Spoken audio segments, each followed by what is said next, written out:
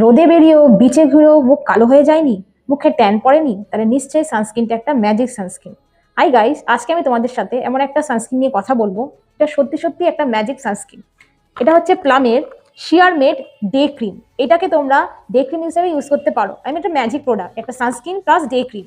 যারা চাইছো শুধুমাত্র একটা ডে ক্রিম, ভালো ডে ক্রিম ইউজ করবো, তারা ডেফিনেটলি এটা ইউজ করতে পারো।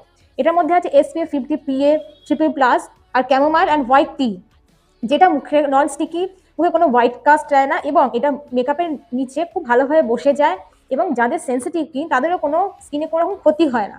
এবং এটা এতটাই ভালো যেটা ইউজ করার পর মুখে একটা ইনস্ট্যান্টলি একটা রেডিয়েন্স প্রভাব দেয়, যেটা যারা ইউজ করতে বেশি মেকআপ ইউজ করতে চাও না তাদের জন্য খুব ভালো।